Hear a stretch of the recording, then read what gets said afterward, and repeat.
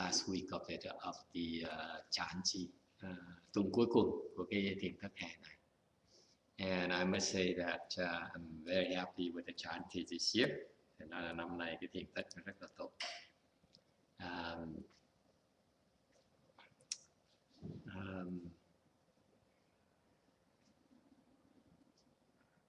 It is the last Chanchi where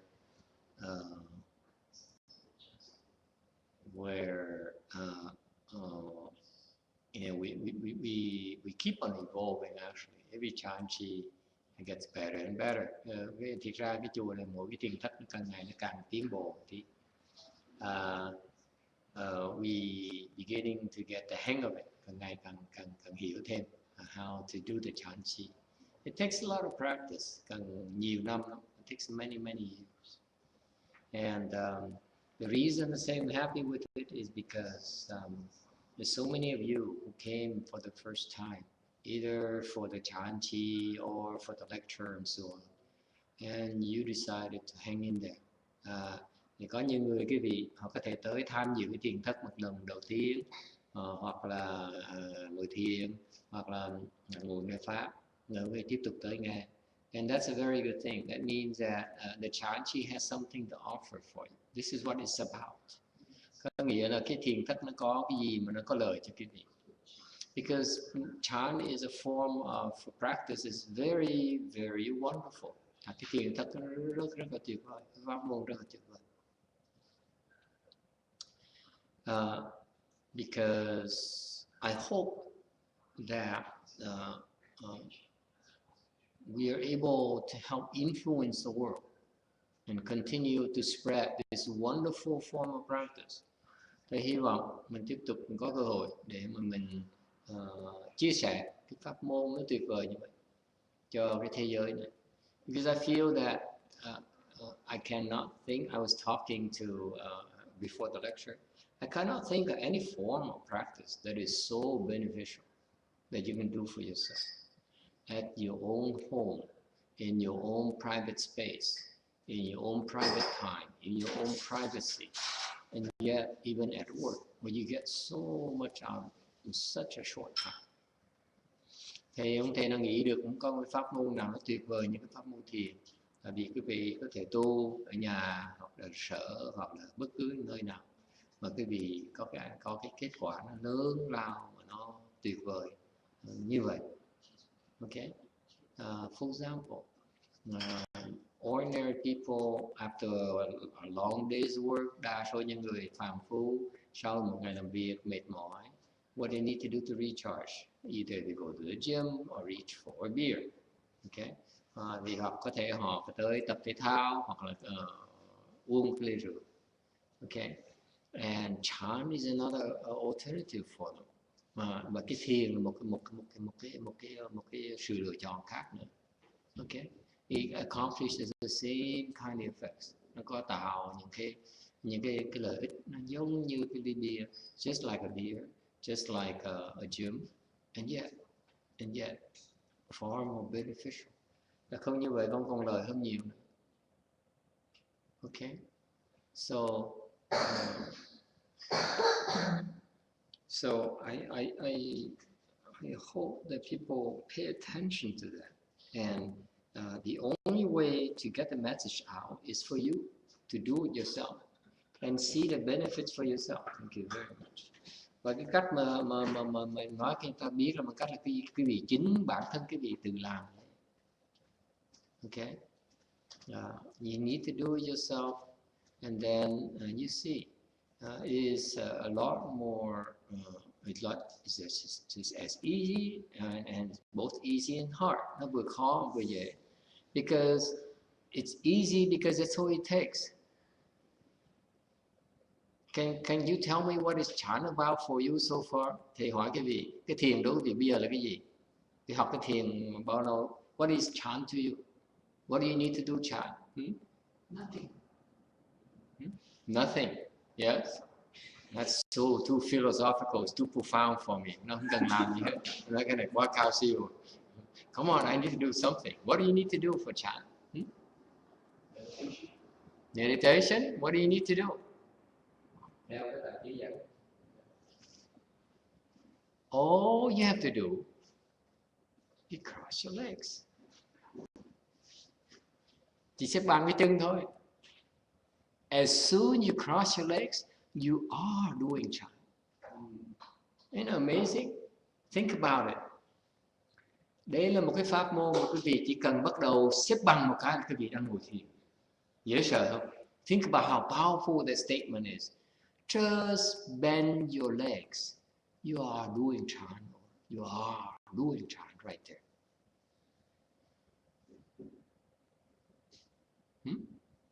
Right there. And if you want to do a slightly better chant, then you cross both of your legs. Now we're a little bit more demanding. Rồi những cái người muốn thiền mà gắt cao hơn tí phải xếp bằng hai cái chân luôn. Okay? Right there. And the mere fact of doing that, you're getting tremendous benefit from chant without understanding anything. Quý vị chỉ cần xếp bằng thôi, không cần hiểu cái gì hết á. Tell me of any other practice that can make such claim. Quý vị có thể nói thì biết cái pháp môn nào khác, cách nào khác mà có thể có những cái lợi ích nó lớn lao như vậy mà không cần biết gì hết. You don't need to know, you don't need to understand anything. You don't need to move your body slowly. Quý vị không cần phải múa cái tay cho nó chậm.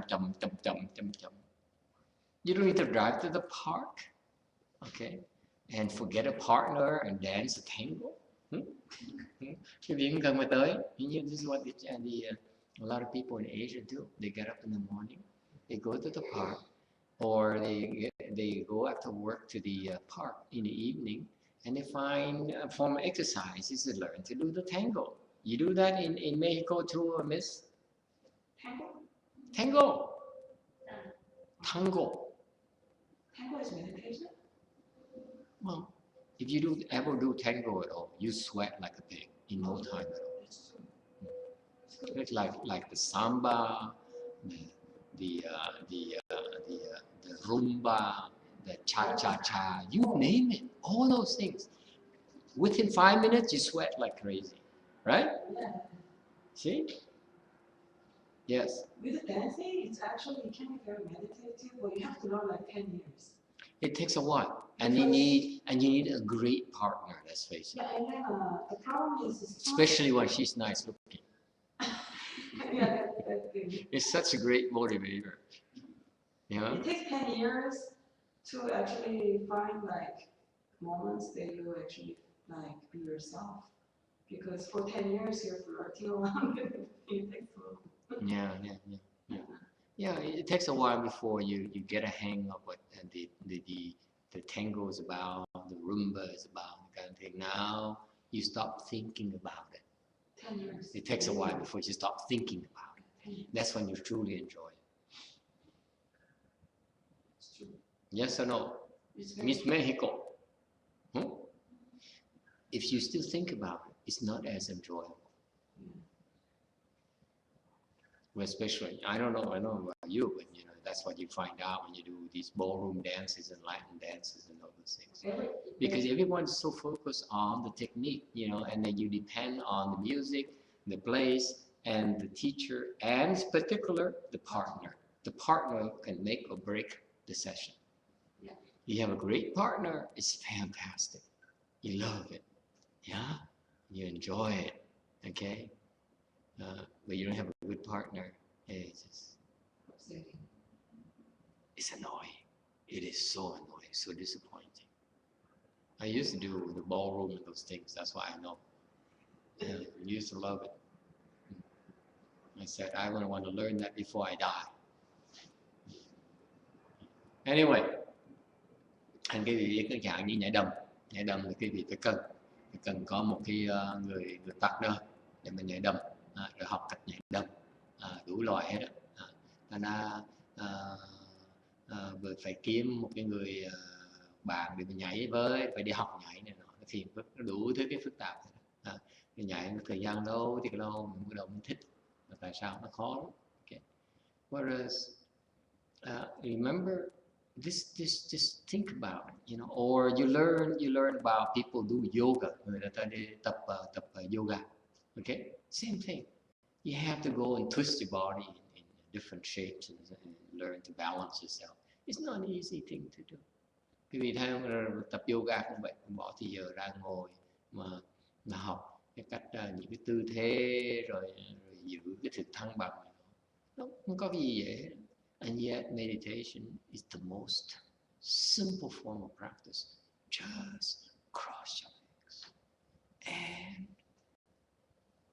bear the pain, bear the discomfort. Thiền chỉ dài chừng đó thôi. Xếp bằng đi và nhận cái khó chịu, nhận cái đau.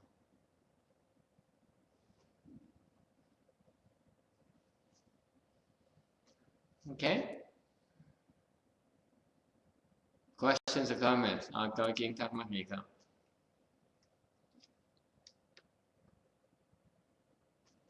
Now, let me ask you, why is that? Why is meditation more popular? Can you tell me? Cái hỏi cái tại sao thiền nó dễ dàng như vậy? Tại sao mà cũng có nhiều người thích như vậy? Can you tell me why is it more popular? It's so useful. Because if you cross your legs and you sit there, okay, your health improves. Sức khỏe quý vị sẽ tăng trưởng. Your stress level reduces. Tinh thần nó bớt căng thẳng. Your digestion improves. Tiêu hóa nó dễ dàng hơn. You sleep better. Ngủ nó thoải mái hơn. You're more charming. Hiểu không? Something physical, something psychological, perhaps spiritual, you will, happens when you do that. Why is it more popular? Tại sao có nhiều người làm? Please tell me that. Why? Yeah, please explain that to me. Why isn't meditation more useful, more popular, more widespread? Tại sao ít người không nhiều người tu thì tại sao? Why is it? Please tell me. Can you explain to me why not?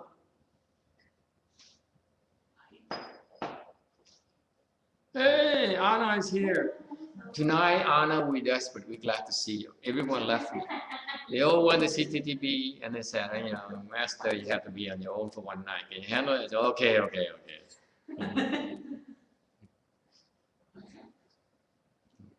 So, I'm glad you're here. I'm desperate. So we're talking about why isn't meditation more popular? Why is it?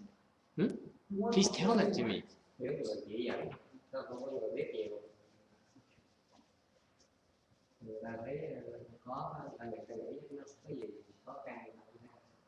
He says, yes, you have an idea. The one in red. Yes, the one in red, the quiet one in red. The bright red, not the purple red, magenta red. That's one.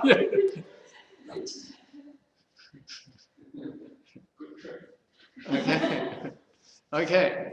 So why isn't more popular? Please tell me that. More popular than what? Why aren't more people practicing meditation? Please tell me that. Why not? I don't understand. It's too hard. It's too hard. It's too hard. Khó quá. Không có người nào biết nhiều nha. Why is not more people practicing? Why aren't more people practicing? Please tell me. It's so great. All you have to do, you missed the first part. Cross your legs. And be patient with the pain and discomfort. That's all you do. That's what meditation is about. Oh, we're not talking about you becoming a Jesus, you becoming, or or all those things. It's a very simple fact. You want to feel better. You want to recharge your batteries. You feel tired. You feel dejected. You just lost your love. Yeah, cross your legs. Your wife just yelled at you. Cross your legs. Okay? Think about it. Yeah, the boyfriend is, you are such a bad person. Cross your legs. Nhớ, tại sao vậy? Bất cứ chuyện gì xảy ra trong cuộc đời mình khó chịu, mình khổ sở, xếp bằng cái nó biến mất. It disappears. Why aren't people doing? Why aren't they doing? Huh? Why not? Why not? I don't get it either. Why not? Why aren't children doing? Tại sao con nít không làm? Look at him. I rest my case. Here is the center of meditation practice, Chanchi, in the middle of Chanchi. Look at him. Now, oblivious he is to all this wonderful Dharma. Yes. Master, it might be because the distractions of the modern technology might be all those distractions. That's true. They'd rather play video games. They'd rather talk to their friend and so on. But you can still talk to your friend on the iPhone by crossing your legs. This is what I would do to Laura Elena. I said, you can talk to your friend all you want as long as you cross your legs. That's the thing. Yeah, it's just my young shaman who experimenting with my audio system. Okay. It's because you don't understand the benefits of chant, that's all. Because you have no motives to do it. There's no reason for you to do it.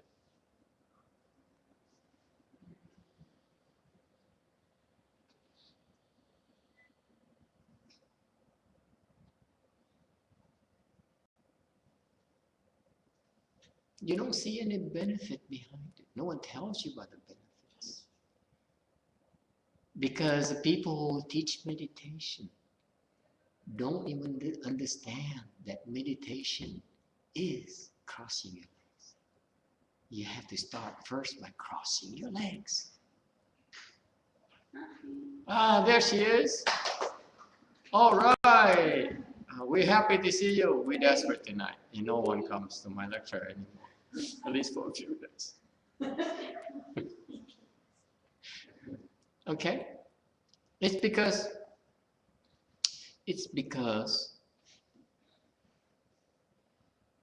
the meditation teachers that he suggested, they don't do a good job explaining to you the wonderful benefits of meditation. They're too worried about benefiting themselves. Tại vì những người thầy dạy thiền, người ta không hiểu giảng cho cái điện này. Tại sao? Người ta chỉ lo làm lợi cho người ta. They're more concerned about how to use meditation to benefit themselves than to benefit you.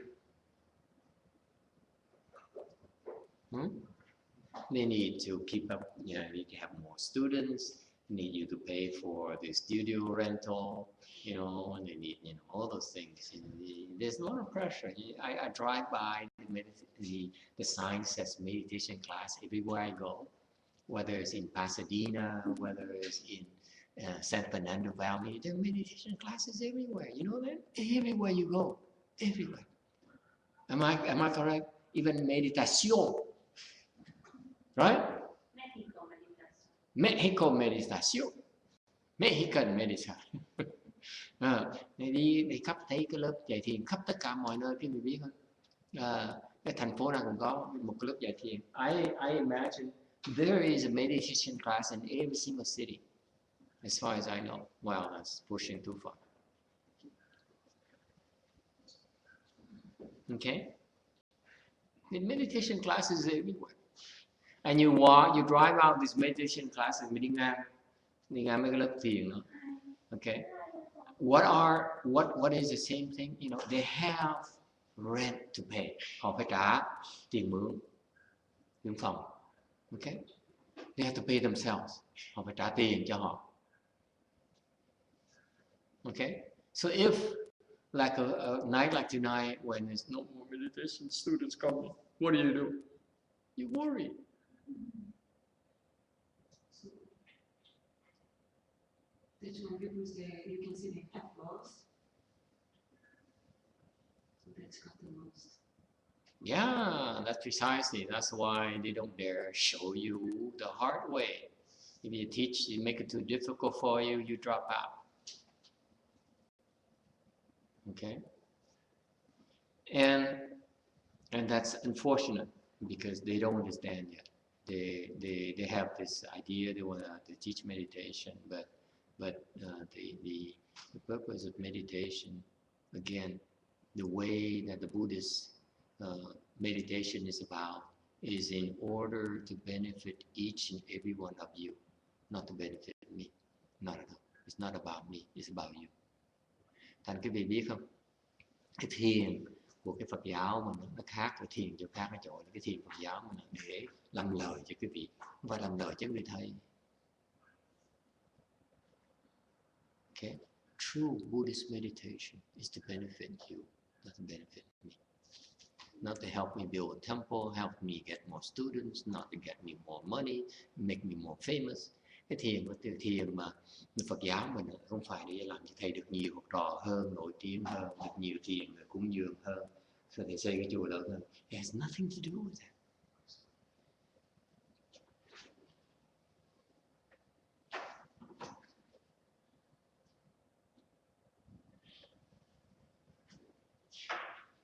Okay, and now, so over the years, a lot of famous meditation teachers became famous because they say something that pleases you.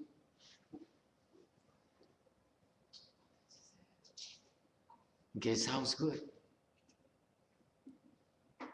What sounds good to you is not necessarily the most beneficial thing for you.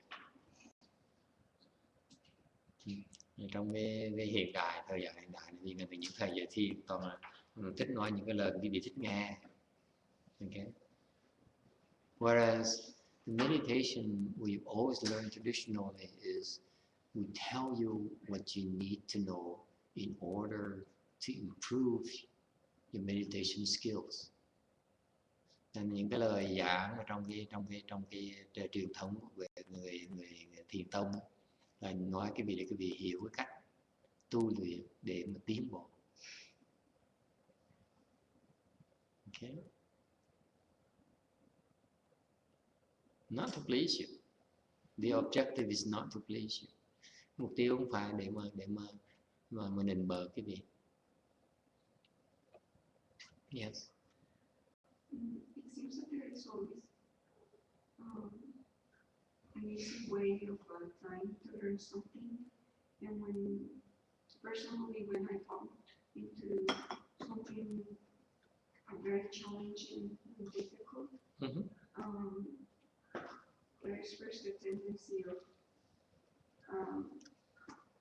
just retreating and not to do anything. But when I see the benefits of sitting down in meditation, that is enticing enough for me to continue. Very good. Okay, very good point. Thank you for bringing it up. Let me tell you couple things that I observed the last several years of teaching meditation.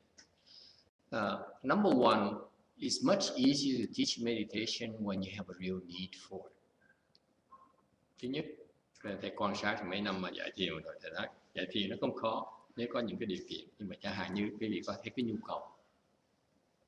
You have a need that meditation can serve. Okay, có một cái nhu cầu mà cái thiền có thể giúp quý vị được. For example, you need to reduce stress. Bớt tinh thần căng thẳng. It's a real need right there. Meditation helps immediately. Okay, meditation can help improve your health. Cái thiền giúp quý vị khỏe mạnh hơn. Okay, that takes a little bit longer, but it's right there. Reduce your illness. Bớt cái bệnh. That's a fact as well. Meditation kicks up your chi, and that heals. No two ways about it. Cái thiền đúng là tự động nó kích thích, nó thốc cái khí, là tự động quý vị sẽ khỏe. It makes you look younger, trẻ hơn.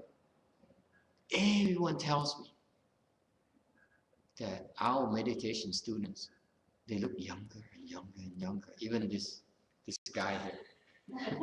Seriously, he looked 10 years younger than the first one. Don't point the fingers. I'm sorry. I'm so surprised. I can point fingers because he's lower than me. I'm kidding. No, really. Yeah, really. The youth, because you have an aura. People think of youth as you put on makeup. Makeup doesn't produce the aura unless you shine light on it. You see, I know all these tricks. So you want to look youthful, you put on makeup first. So I want to look youthful before I appear on camera, I put on makeup. And then the light will, the proper makeup will make me look more radiant. Okay, but meditation, if you full chi, it produces a certain aura of vivaciousness, of youthfulness, of endless energy. That's very nice to look at. And besides, the beer helps. That's Ayurveda. Huh? Pacifico. I like Pacifico. Never mind. Okay? So if you can help identify people with needs, okay, you can help them teach meditation. It's fairly easy because especially around those needs of health, or the needs of things, and I assure you, if you meditate, your health, your illness, you can heal yourself in the ways that medication and doctors cannot. It's a fact. Over the years, that's what happened. Like for example, it comes to mind that there is in Japan, I believe there is the founder of what's that name again? Aikido. That Japanese gentleman, he's a very advanced Aikido master, and he was so good he would go around. Aikido is a form of martial arts where they use your strength to defeat you, and they use circular motions. Okay, one famous one, recent one, is what? His first name is Steve. Martial art? Yeah. Oh, you guys are such boring people. I cannot stand it. I'm a monk. I know more about these things than you do. Shame on you. Where have you been? There you go, Mr. Sex Symbol.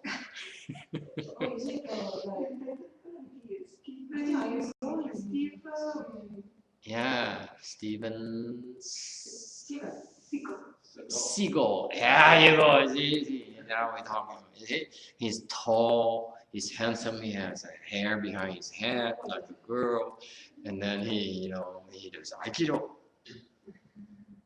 When people comes at him, he was, it's some kind of circular motion and throw people out like this. Is he for real a martial arts? It's real martial. I heard that he's the one. He went to Japan actually and married into the Aikido family. Really? Yeah, the guy's smart.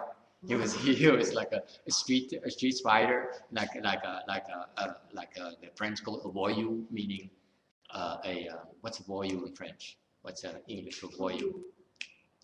Bad boy, naughty boy, a street guy out there. Okay, and he likes martial arts, so he said, I want to go to Japan for an Aikido. So went to Japan, and he went to this. He's poor, of course. So he went to this. He went around, and he stuck around this Aikido master, and he managed to marry his daughter. Very smart. Oh yeah. That's a man with vision. I can identify with that. And then, of course, he became the successor to that Aikido house. Successor? Oh yeah. So he knew all the tricks. You see, I had to become a monk to learn all the tricks of Chan. See, I know about all these tricks. Your master, is he a meditator too? Is he a cultivator? No. Aikido is different. It's a different story. I'm going back to Steve Seagal because I used to look up to him. So he became a successor because his teacher taught him everything. Okay, so he carried on that. He became the next teacher in that generation, and then he became famous in Japan because the Japanese loved the Americans. So to find an American Aikido teacher, he became famous. And then guess what? As soon as he became famous, he branched into TV. That's what the real money is. So he moved back to the States and went to TV. So who was successor for that? He left. He gave it back to his wife, I think, and divorced her. Oh my God. Now he has all this attention from the Americans. Why would we need a Japanese woman for? Oh my God, that's so sad. No, it's called progress, my dear. No. But the whole family is like, stop. Sorry, not that. What does it happen? You're so naive, Anna, because this is how the world evolves. You make new alliances. It has happened since the beginning of mankind. Especially when you're royalty, you're cream the crop, you make new alliances. But that's not really fair. It doesn't make him any happier, you ask me. Only more famous. But how about loyalty? Oh, I'll tell you about loyalty later if I remember. I have all these beautiful stories about loyalty and husbands and wives like that. I don't have a chance to talk to you about because supposedly this is a Chan class, right? Anyway, so he's Aikido. So what happened? The founder of Aikido, the Japanese gentleman, is a real character. What happened is that he practiced Aikido, and then I don't know the exact story, but the storyline goes along like the doctor says he has lung problems, like pneumonia or some of these. What is the lung thing that the lungs are bad? Pneumonia, whatever. Your lungs are like have holes in it. Tuberculosis. Oh yeah. So it's growing. So the doctor said, back then there's no cure for it. So he had to meditate. So he learned meditation. So he found out through meditation, he stopped the growth of the tuberculosis. It stopped growing through meditation. Okay? And then at the same time, he felt stronger too. So he started going around Japan to go in these competitions. And was defeating all his competitors. A sick man. She was very strong. Oh yeah. And that's how he popularized that Aikido thing because as an old man, he was able to defeat all his opponents using circular forms. And if they attacked you, he used that force, he turned it into motion and throw them. Okay? So you use your opponent's strength. So that shows you how fast he is. What people don't realize is that you cannot do that unless you're very fast. The meditation makes you very fast. Okay, that's why all the martial artists realize later on that they have to meditate because it speeds them up. John makes your mind so much faster than before. What I read off when kids go to martial class from cartoons. What happened? I read off or No, it's a good thing. Actually, it's a good thing. It gives you self-confidence. Kids get self-confidence and a big ego. Yes? What gives you self-confidence? The martial arts gives the kids self-confidence. And in particular, a big ego as well. Because most of the martial art teachers have a big ego. And they give it to the kids. Because you have to fight. Right? Yeah. And that's why the kids eventually get into trouble unless you help them. Okay. So anyway, so you see, so what that Aikido master, I forgot his name, popularized Aikido is because it's a superior form of martial art. But what people don't realize was really the foundation of that is meditation, Zen. Huh? At least it's my version of it. Okay. Of course, I'm biased. Okay. So my point here is that when you have a real need, it's very easy to learn meditation because you see the difference, you see the progression, you see how your health improves. Okay. That's one example where it's easy to teach meditation. People have the incentives to learn meditation, learn Chan because they see results.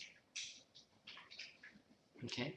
Thầy nói cái thiền mà dạy dễ khi mình thấy mình nhìn được cái nhu cầu người ta, thầy dạy nó dễ hơn. Cái nhu cầu thầy kể chuyện là cái người khi ta bình hòa, có cái nhu cầu cần phải khỏe, mình dạy thiền dạy người ta khỏe thì dễ dạy. Okay.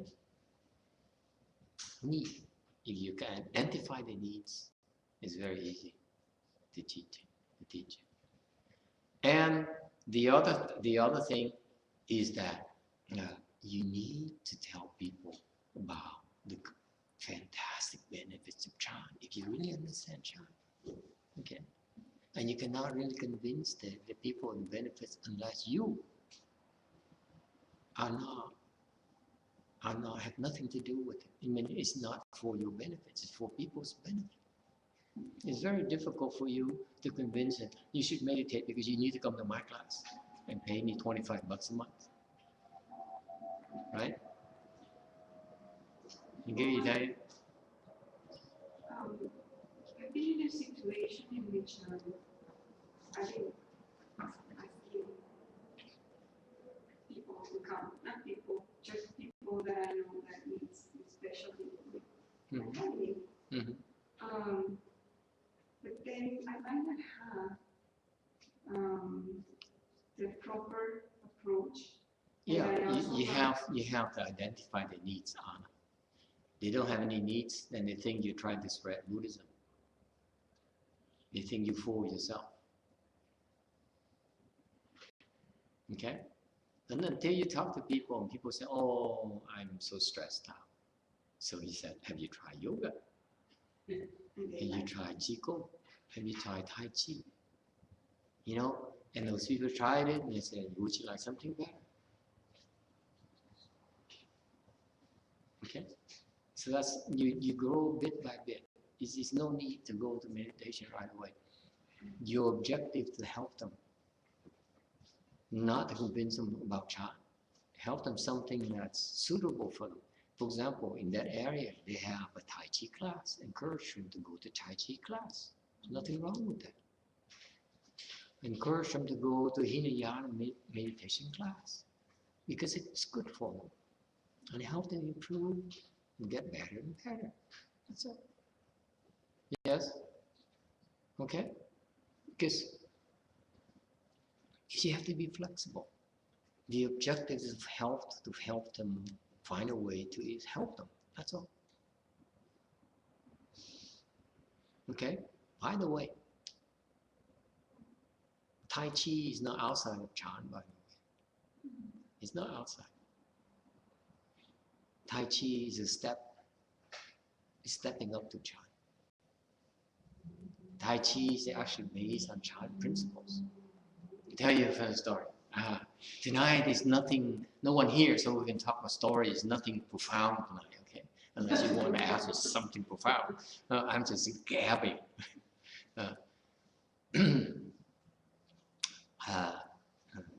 Thì thầy nói là cái thiền, cái tài chi mình phải yên chuyện, mình giúp người ta nhưng mình phải dạy cho thiền. Okay. Nếu cần thiết thì học đại chi, học khí công, học thiền tiểu thừa nó không sao hết. Cái duyên tới chiều nào mình giúp người ta chừng này, tại những cái pháp môn nó cũng không ngoài thiền đâu. I assert my claim is that Tai Chi Qigong are not beyond Chan. Because if I know Qigong, I would teach Qigong too, if that's what you want to learn. I just don't know Qigong yet, that's all. Someday when I get older, I might learn Qigong and Aikido and Tai Chi and all those things. Yeah, once I understand Chan.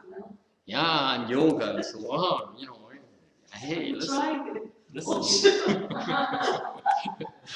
When I was younger, 20 years ago, I was able to do this, like low Oh effort. my God. Now I can only go this much only. See, that's old age for you. Wow. If you do chant for 20 years, the leg bend like that, it's automatic. Like that? Oh, wow. Wow, only wow. No stretching, no nothing. This is all. This is Oh my No, God. it's because what happened is when I was younger, I was a lot more flexible. So it takes no effort to go from here to back here. Now you lose flexibility as you get older. So naturally, see, I can still go back there, but it takes effort. And then I might grimace. Or I can't sit anymore the rest of the evening. Who wants to take that kind of chance? I'm not stupid. I'm old. Okay. You have to know your limitations. So anyway, so the reason I went to meditation is because a guy from Tai Chi. One, I didn't tell you about that story. Thì cái chuyện cái gì nghe đi một lý do thầy học thiền là tại vì cũng quen người bạn gia đình là học về Tai Chi. A family friend is a Taoist, một người bạn gia đình là theo đạo giáo. And he's kind of oddball. He's Vietnamese, and he's not crazy about money. He's not crazy about. He likes girls and food, and that's about it. He's not crazy about money, and he works enough to have money so that he can spend money, and that's about it. And then when he has enough money, he stops working. So he's sort of philosophical about life. Okay, bạn thầy là thích tài chi, không tham tiền, chỉ thích tham ăn với tham ngủ, với tham con cái thôi. Okay. And his teacher is a martial artist who used to go to the mountain and practice in the mountain. Cái người thầy ông là một người võ sĩ mà lên núi mà học tu. He came back and he have all these skills. He looked at Calvin.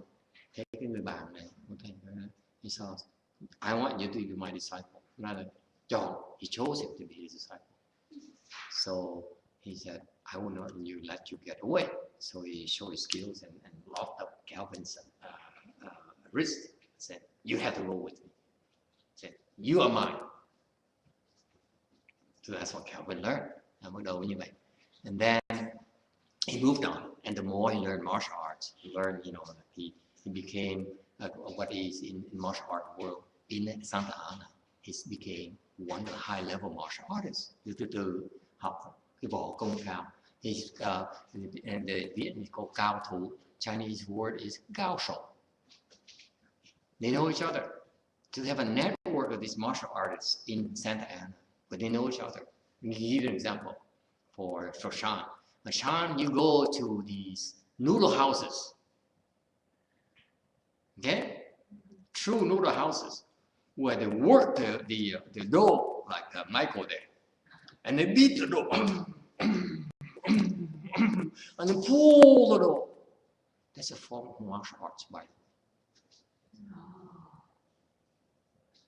That's for martial arts. Days after they practice.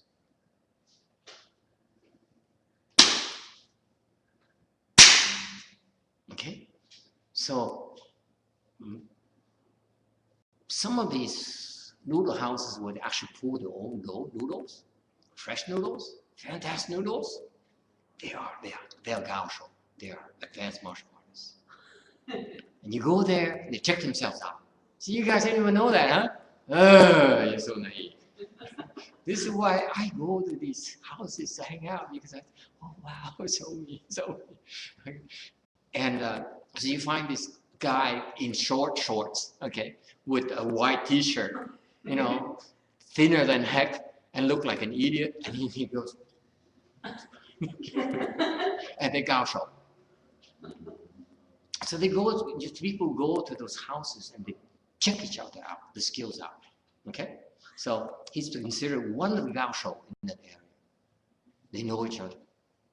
Okay?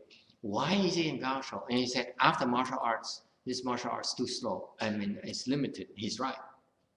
Oops. Okay. With all due respect, they're going to come and challenge me. I'm going to beat the heck out of me. So what happened? He moved on to Tai Chi. Why he moved on to Tai Chi? Thì sau này ông này ông nhiều cao thủ về võ giỏi. Xong ông chuyển qua Tai Chi. Why did he move to Tai Chi? Yes. Tai Chi originated from Wu Tang, right? Wu Tang is a higher form of martial arts, advanced form of martial arts that originated from Shaolin.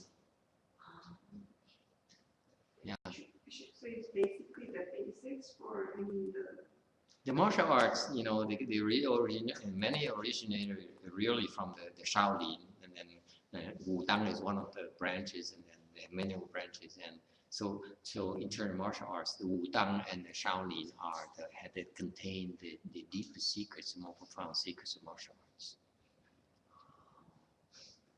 But it's more. See, there's more to it than that. Why do you want to Tai Chi?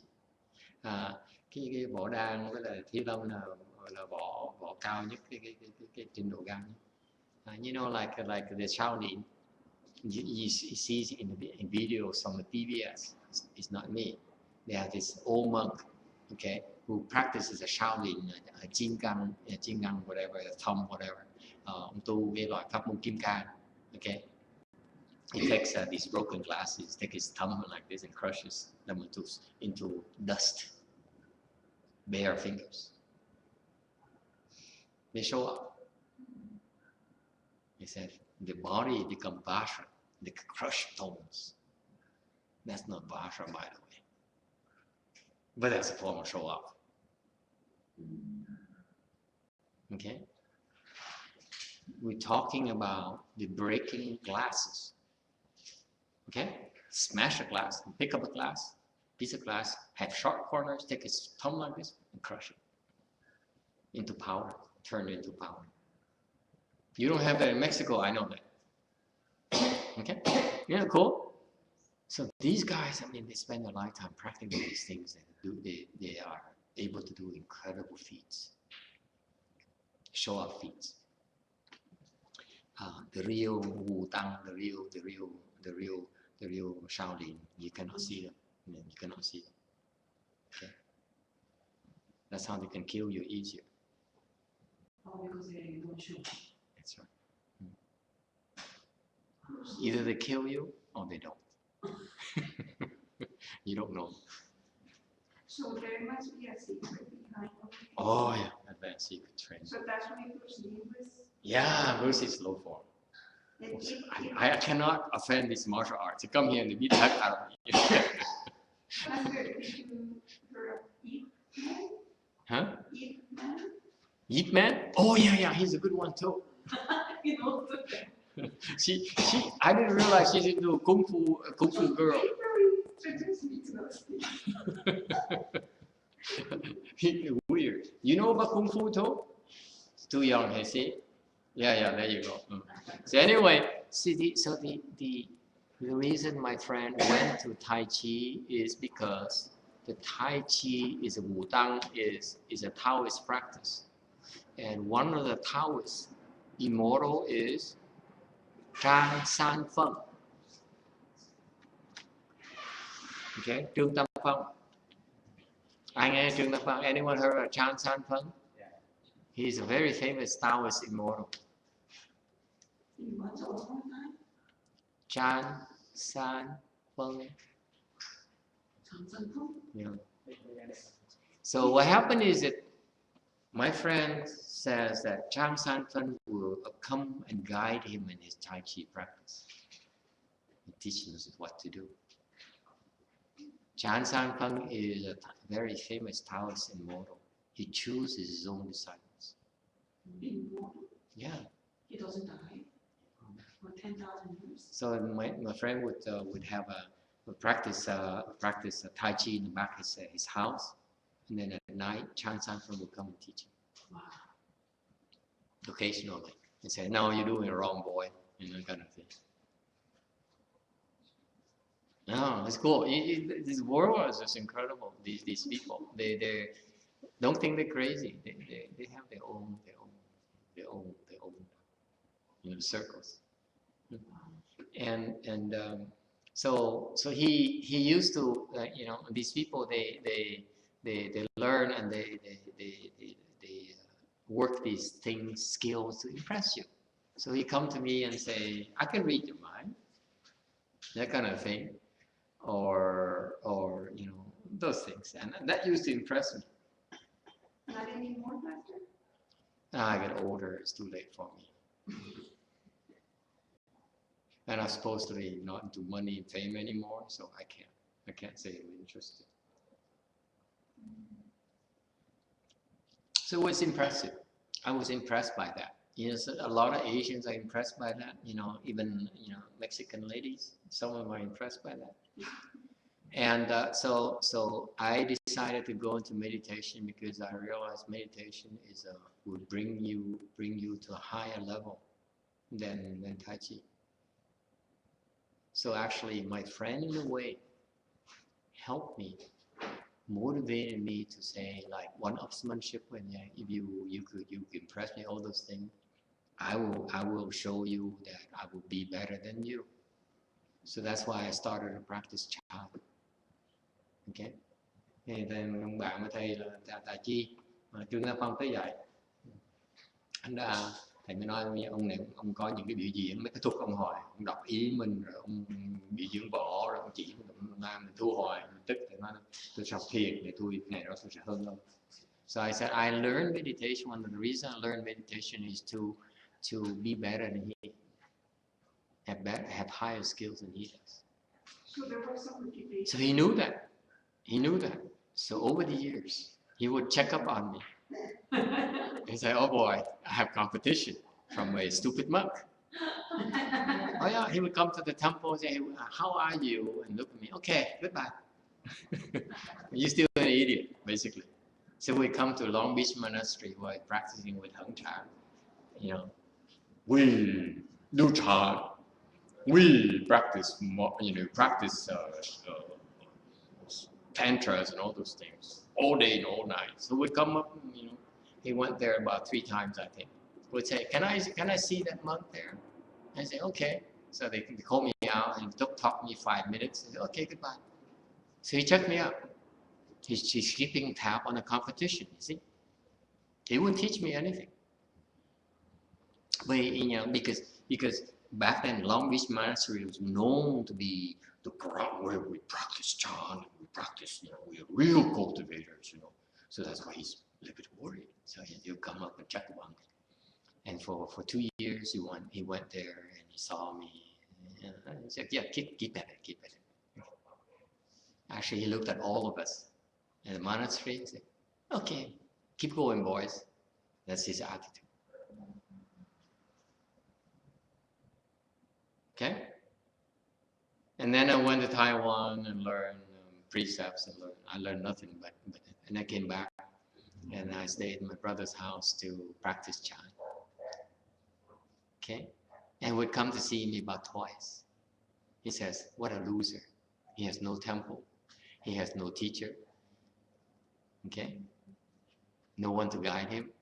So he said, "This guy is a lost cause." Sau này thầy trở về lại thầy điều thiền ở nhà. Thì ông thích coi này, lâu ông tà tới chơi. But he would go with my brother out to have a coffee, and he said, "Oh, your brother is still awake. What is he doing staying awake so late?" Okay, he keeps tab on me constantly. Okay, it's a rivalry between us. Man, you don't understand. Okay, but it's one of the drives that kept me going is that I'm going to beat you. I want to be better than you. And one day, I haven't seen him for over a year. Bữa kia thầy không gặp cả năm trời. Okay, he showed up in my door. Bỗng nhiên gõ cửa. And you see, it was was like in around this time of the year where it's kind of hot in Long Beach. So we opened the screen door in front, where actually it's like the steel gate in front, the same materials. Okay, not regular screen, but like the mesh, the metal mesh with the round holes. And so he rattled on the screen door. I said, and I was there, sitting there in the living room, and he says, enjoying the breeze, and he says, I heard that your brother is very sick, that's why I came. Thì ông nông tên gõ cửa, nói tôi nghe là nghe việc nó bị bệnh, tới. I said, no, that was 3 months ago. Nó không có đâu, 3 tháng trước. Yeah, he was in the hospital for a short while. He said, okay, would you let me in? Can we talk a little bit? Ông mới nói vậy thôi, thầy mở cửa cho con vào. And very quickly I realized he's not there because to visit my brother. He was there to check on me again. Thì thầy mới khám phá ra là ông tới đó để ông phải thăm em của thầy, mà tới thăm để mà coi thử thầy tới đâu. And he started using his tricks on me. Okay, bắt đầu he used these Tai Chi people, these Taoist people have tricks to attack you. Okay. Rồi bắt đầu nó dùng những cái thuật đó nó tấn công thầy. Which is the purpose? Hả? Which is the purpose to complete? To put pressure on you so that you need to reveal your skills. You see, all these non-Buddhist practices and many Buddhist practices are about forms.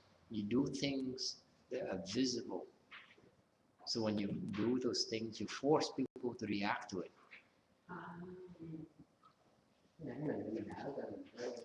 Precisely.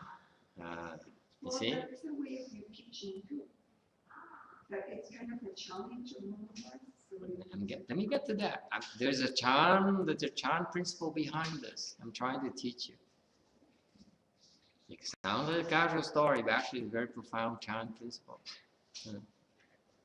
Okay, so he started pressuring me. And I tell you that because the monks who do that, the same thing to you as well. The Buddhist monks, the Buddhist aspirants can do that to you as well. Okay? When they check up on you, they want to test you, they do those tricks to pressure you, to react to it. Okay? And he started doing that, and I had no reaction. Thầy không có phản ứng. And then we started talking for about an hour.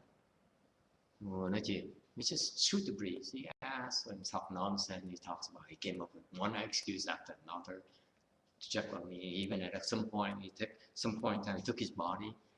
We're close, so he took his body, he rubbed against mine. He has all kinds of tricks.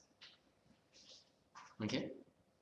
And we were talking, and so I was talking in front of the house now, so he set me in the courtyard. So he gets closer, and we are sat like this 40 degrees, 90 degrees, and he started rubbing his arm against and stuff like that. All kinds of tricks. I didn't say anything. I didn't react. I didn't do anything. And we moved back in the house, and I looked at him, and I said, how are you? Okay, nó vào phòng, thì nói là sao ông? And I said, oh, I'm fine, I'm doing great. I'm doing very, very well, he says. He said, if you're doing very well, how come you're not breathing properly anymore? Thì mới hỏi tiếp, nếu mà ông tu mà tinh tấn như vậy, I said, I practice every night. My Kung Fu is improving. I said, if you're practicing so hard, how come you're not breathing properly anymore? Thì hỏi, ông mà tu giỏi như vậy, tại sao ông thở trật rồi? Just Tai Chi and all the martial arts. The most important thing is breathing.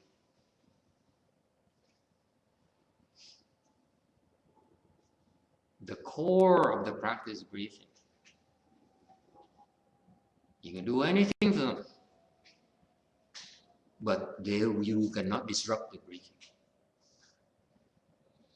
Thì cái mấy cái vỏ đó, họ luyện cái hơi thở là vi tế, nó rất là quan trọng. Essentially, these martial artists, you cannot affect the breathing. Okay, they learn protect the breathing to sustain the balance. So I looked at him and said, "You're doing so well. How come you're not breathing anymore? How come your face is turning black?" Để mới nói, ông mà tiến bộ vậy, ông thông ông tại sao ngày hôm nay mặt ông nó xám xịt? You've been here for an hour now. Now you can't breathe. You stop breathing properly. Ông tới đây 1 tiếng đồng hồ rồi, ông thở không thở không được nữa. I said, really? He didn't even realize he's not breathing properly anymore. Không biết không được. Đó là tại cái lần của thầy là tại không bị quên. Chắc không động cái lần. Their entire practice, all these martial artists, you have to focus in breathing. If you don't breathe properly anymore, you're dead. Yes. They will attack you, and you die. You cannot defend yourself. So he's there doing all these tricks, and all of a sudden I told him, without his knowing, even realizing, I said, "Why aren't you breathing properly?" Tao hỏi ông, tại sao ông thở? Tại sao ông thở trật lên?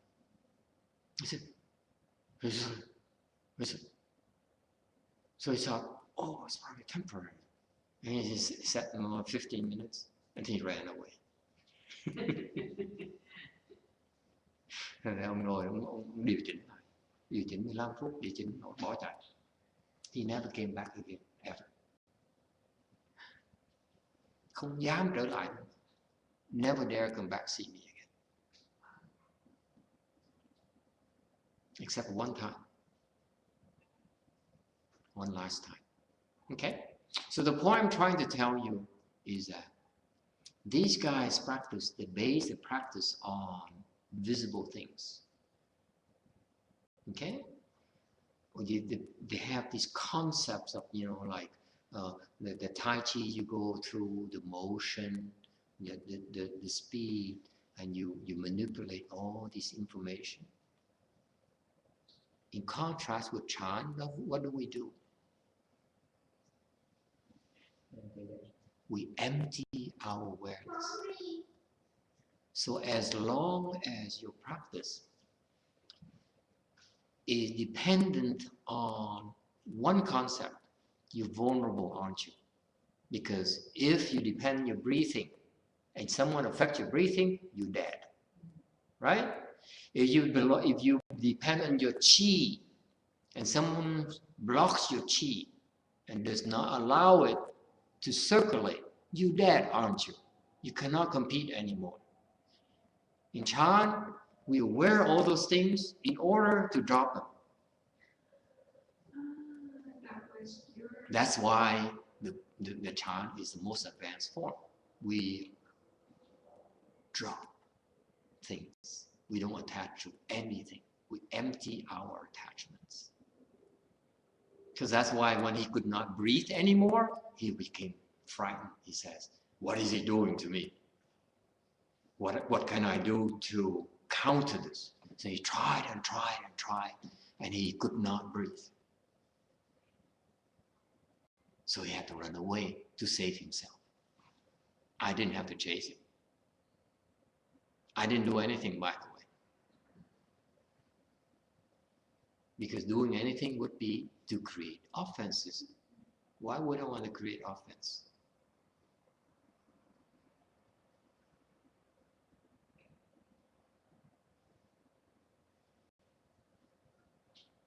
Okay? So I'm illustrating for you the principles. One side, if your practice revolves around anchoring it on something observable, a concept, then you're vulnerable. In Chan, we keep on letting go of your attachments. That's why we go a lot further. You see that?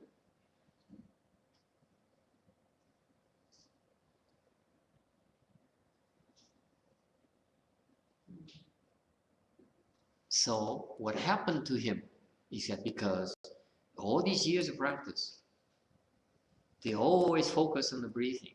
You maintain the breathing. Okay, and that's a first line of defense is breathing. So they, for example, you know that they have certain techniques in those that he told me about. He says you cannot hurt him anymore. It's called like they have a form of martial art where he practiced where they come and hit him, attack him, kick him. They cannot hurt him anymore. Okay. Yeah, there's like they call that thiết bị,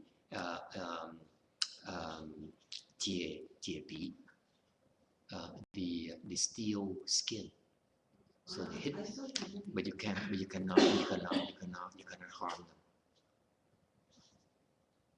Okay. Is that all just a matter of a product of concentration and everything? Yes, there's a technique behind it. I don't know the technique, but you know, again, you attach to something called TAP. You attach something called the steel skin. That's still an attachment, right? The way they maintain the TAP is through breathing again. Như thế, vẫn chấp vào cái thiết bị là vẫn thiết bị cũng giữ đó, phải giữ cái hơi thở mà giữ nó mới được. Thành mình, if you focus on the TAP, you focus on the wrong thing. You focus on the core, the breathing, the dead. You affect the breathing, there's no more TAP. Does it make sense to you? So they go and say, see, I have a TAP. I try to attack me. You attack the TAP. You attack the wrong end. You should attack the core. You see that? That's why we Buddhists, we don't fight. Because when we fight, we either kill you, we destroy you. Yeah, and we're not in that business. That's why we always lose.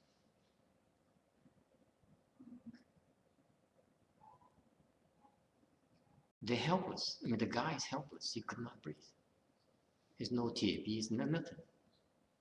There's no reading people's mind. There's no nothing. He's just frightened out of his wits.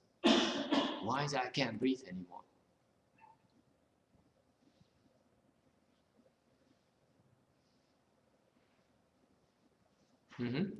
Okay. So when once develop the skills of chant, one can become dangerous if we don't have the guidance. That's right. That's right. This is so critical that when you practice chant, the chant practice revolves around don't do this, don't do that.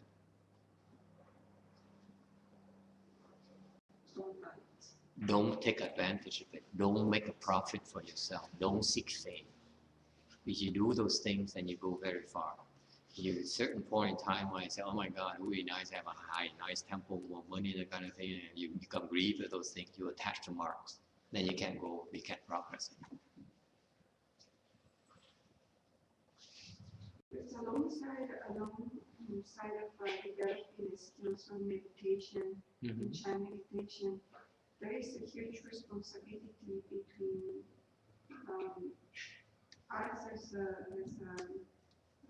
disciples or learners, because there are so many things in the outside world that come to make us do things that we think we can fix or we think we have the right to do, but we don't have still the mind of developing other skills that you become. That's why fundamentals are so critical. That's why these important things like modesty, humility, no arrogance, no greed, all are critical. Because once you have some skills, see, these people don't learn that. They learn the skills in order to impress you. Okay? We learn the skills in order so that you don't notice us. It's a different approach. Okay? So that's why they tend to limit themselves eventually. So it took me about, since I started practicing Buddhism Chan, it took me about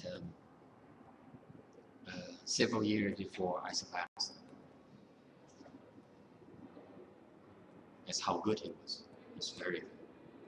And finally, one final thing for you. The story here. One last meeting I had with him.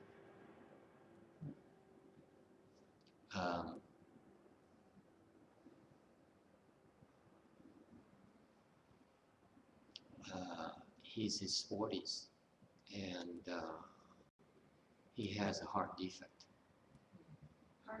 Heart defect. And he had a stroke. He died. So all these Tai Chi practice and all these things, they cannot help heal them. Illness can get to them. Yeah. And so the family went to Vietnamese temple to ask for the 49 days.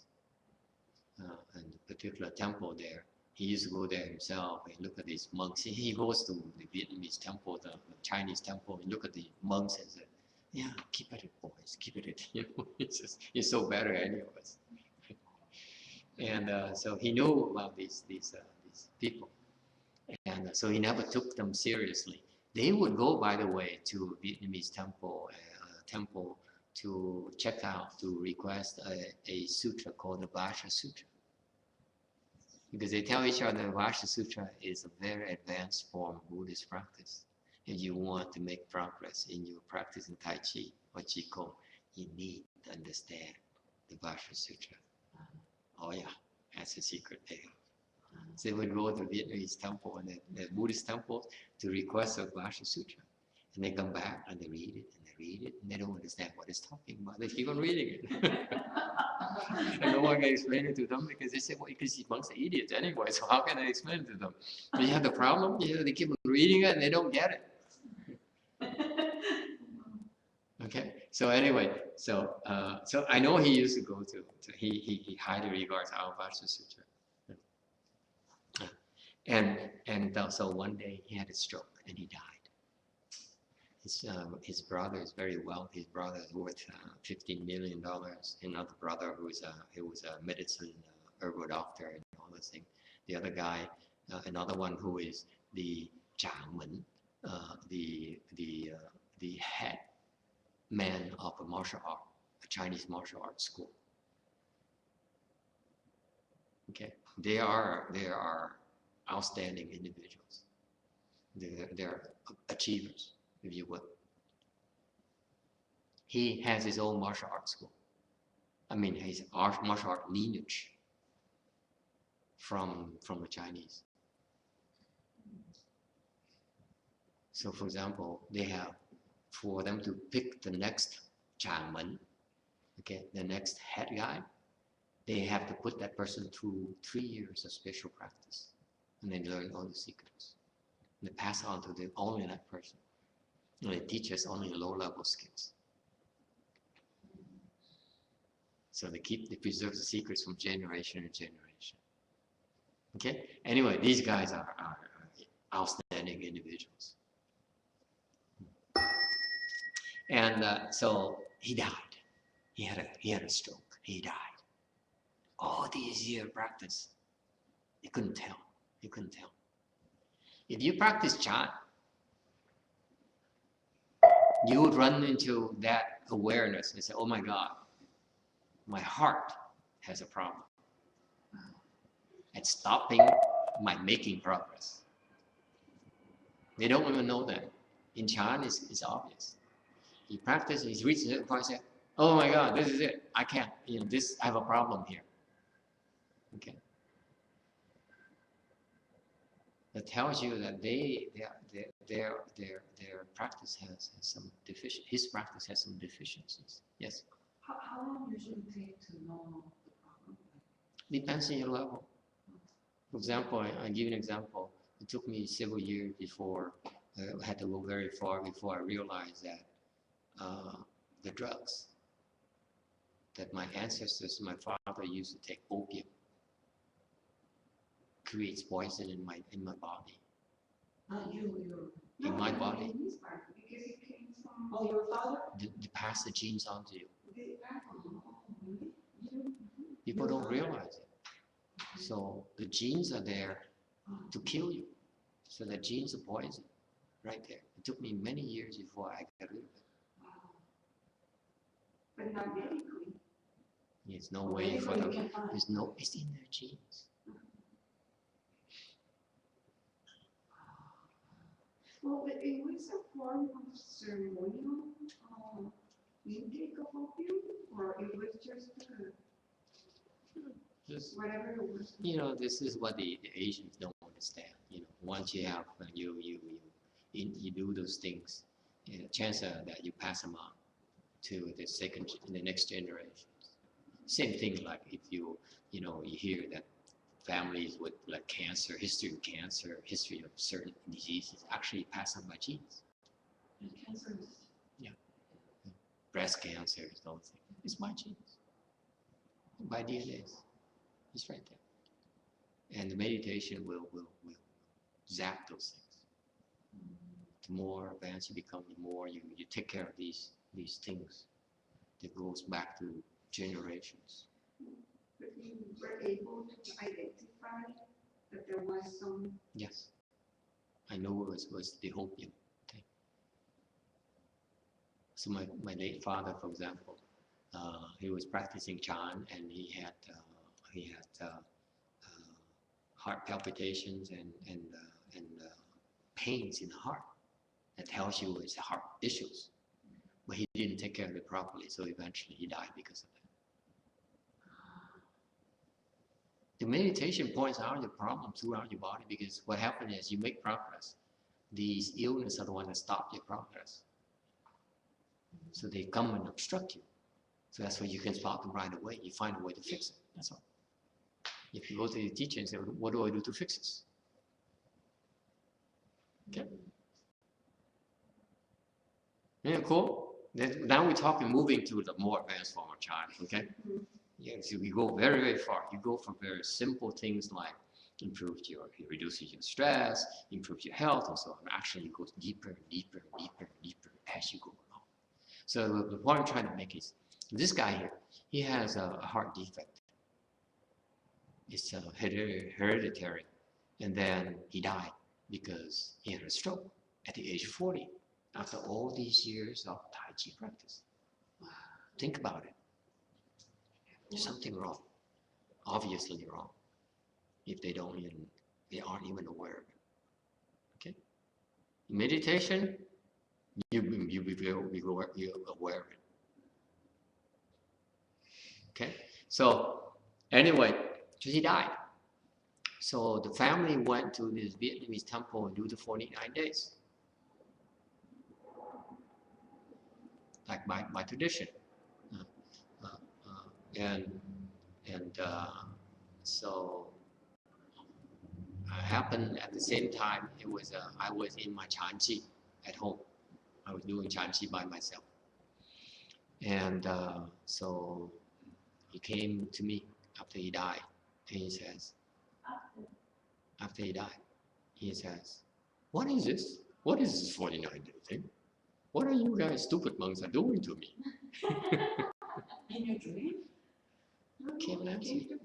Because basically I became back then I became his point of reference, because he realized that he finally met a monk whose kung fu is higher than he was.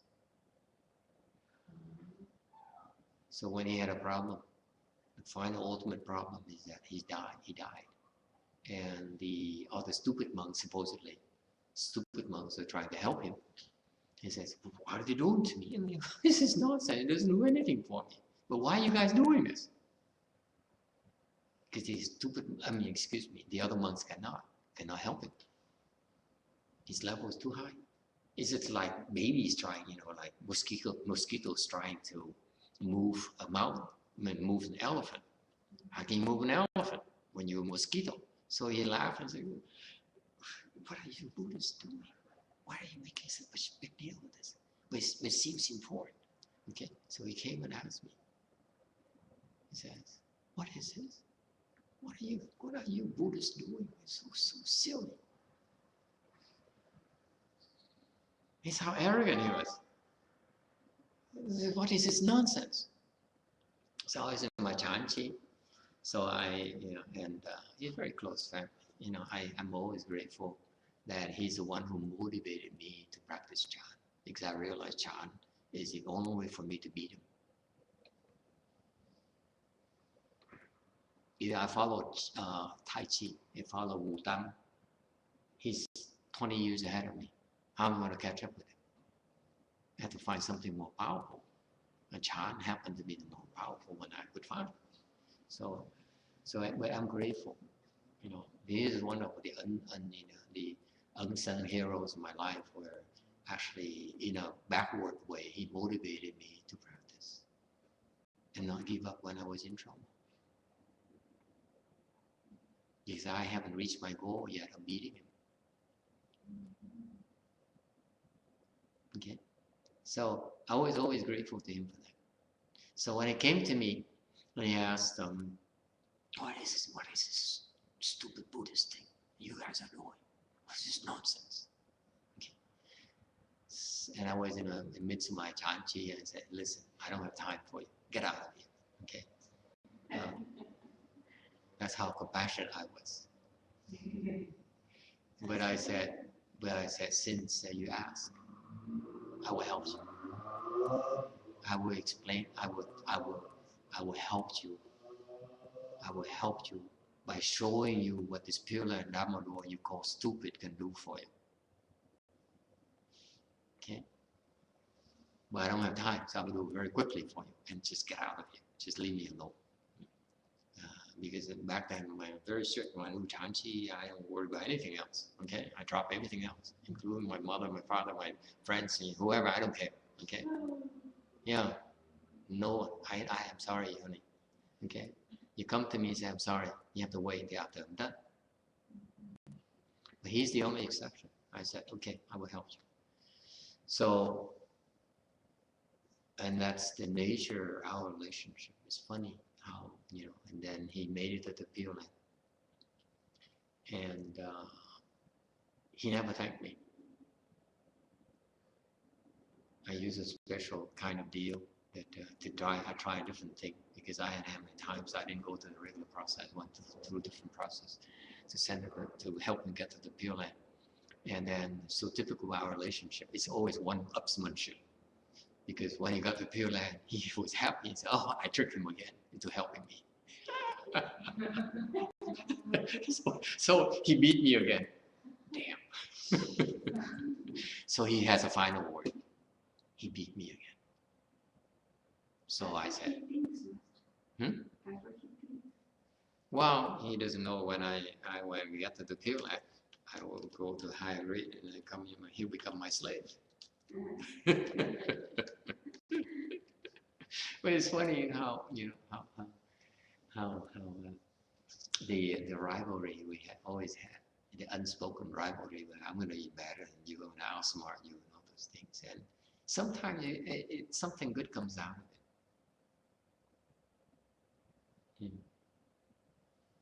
So you help each other in a backward way.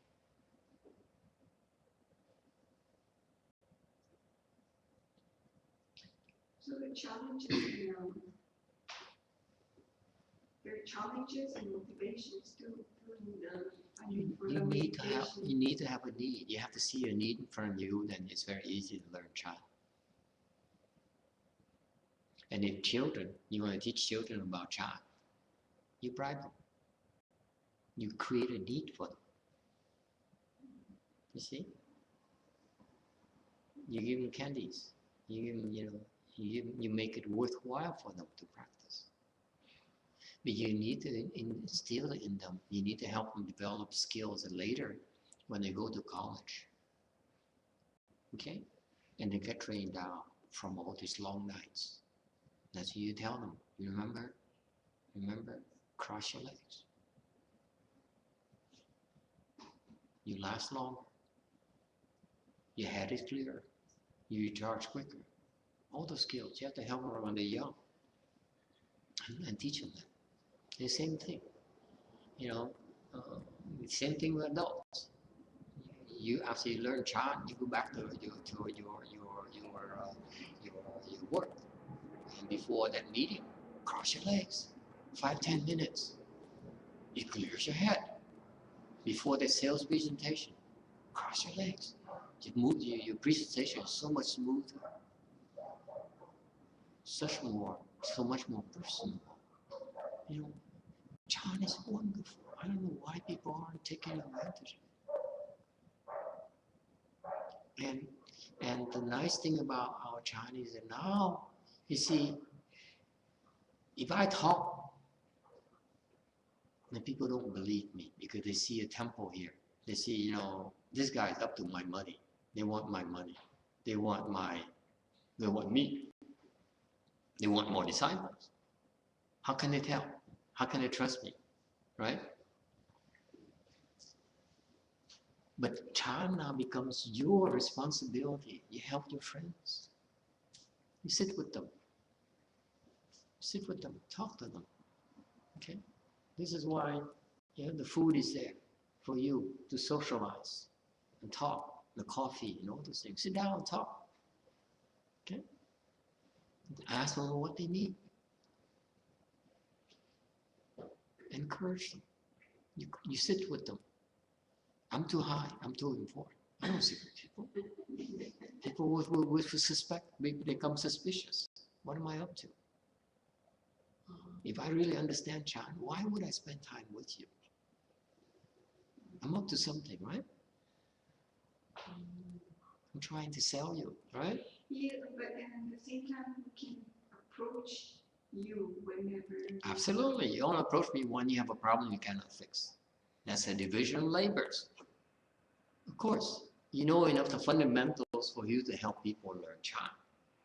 But when they say, okay, I have this problem, and you don't know how to fix it, then that's when you come to me. But don't come to me before that. You teach your friend, listen, you look tired. Why don't we cross our legs for 5-10 minutes?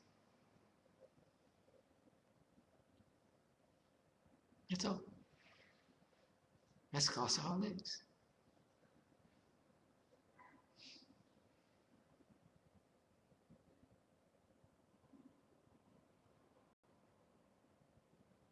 Make sense? That's your job. Chan becomes your job. Because you're doing it not because you're trying to sell anything. You're trying to help someone. Then Chan will prosper, will thrive throughout the society.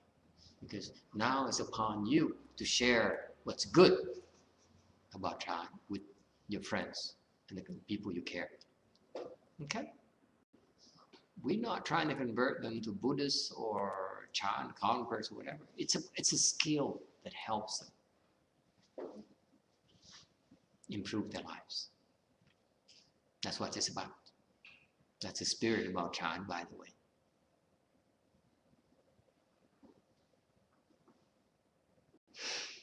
Okay.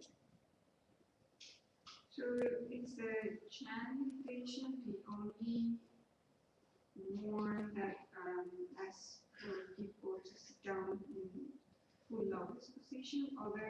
No, you can sit in the chair. You can sit anywhere.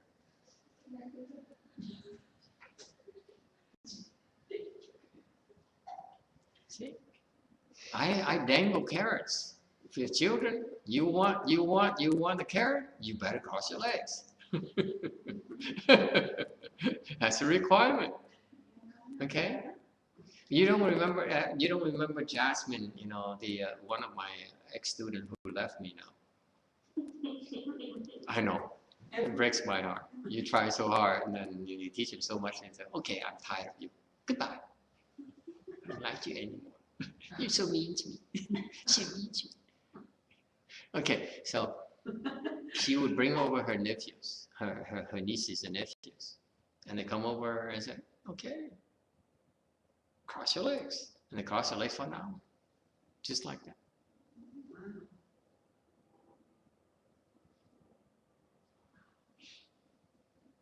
Children is very easy to teach them. It's a good time to teach them. It's when they're children, they're flexible and all those things. They have no clue why it's so beneficial. But you help them develop their skills. Okay? that later on, by the way, when you go to high school, when you go to college, and they get drained, that's when you tell them, I know you're tired right now, son. Okay? On the phone, say, hey mom, how are you? Can you send me some money? Say, yes, I know. Let's talk about money later. Remember the carrots? Okay. You're tired right now, right? You remember how we used to do at home? Let's cross our legs for a few minutes. You know, because that's what I had to do when I was in high school, by the way. We would have to cram night and day for our exams in Vietnam. French high school is one of the toughest high schools. And you cram for months on end. No different from nowadays in Taiwan and Singapore and Korea and Japan, you name it. It's cramming time. And you get drained. Your body, your head is so full, you can't stuff more things into it anymore. So what do? John, you clear it out. So back then, way back then, I was so tired. I couldn't stuff it anymore. And somehow instinctively, I would cross my, I would sit on the judo position. You sit on your legs. And I said, in my meditation, I would meditate for about 5-10 minutes. And what do I, my form meditation? I said, I'm not thinking of anything. I'm not thinking of anything. That's my child back then. No one taught me, by the way. Oh, that's interesting.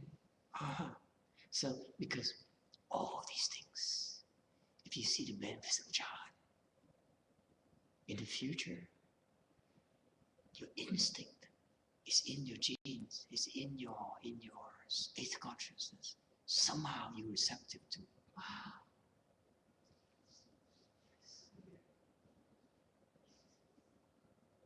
Isn't that amazing? It's a wonderful gift you're giving to your children, your nieces and nephews, and to the one you care for. They will remember that peaceful moment, that moment when they feel good. Okay? They will not forget. And that's when they need it again. You convince them, maybe 20 years later, after they're broken hearted, the husband left them again. And the children ask for money and all those things. Okay? It's not the first time. And they still haven't figured it out yet. And he said, what do we do, John? See, when we teach you John, we think very long term. Because it's good for you. You eventually will be convinced. Be patient. We wait until you become convinced. Yes. I just remember something in high school. In Korea, going to college is almost impossible because everybody's going. Right. So we have to study for midterm and final. I used to remember. You cram. Yeah, we sleep 2 hours or something. That's it. Every day for like 2 weeks, right? And you bring it to UCLA. All the people from Korea and Singapore and Taiwan and China, they cram like crazy. And us native Americans have no chance. We're too busy having a beer with our friends and playing shooting pool out there, right? All the Singaporeans and Koreans are cramming like crazy and acing all the tests. Yes, go on. And then now finally remember, because my family don't sit on the ground. My particular friend, my mom and dad, they don't sit on the ground. Sit on a chair, it doesn't matter. In the chair, I used to sit like this to study all night. Yeah, see, you see, you have the blessings already. It came from prior lifetimes. I forgot about it. When you do that, you create so many blessings, part of which is that it gets stored in your consciousness. So in the future lifetime, you're receptive to it. Isn't it fascinating? You cannot imagine how wonderful the process is. What wonderful gift you give to your children. They remember lifetime after lifetime.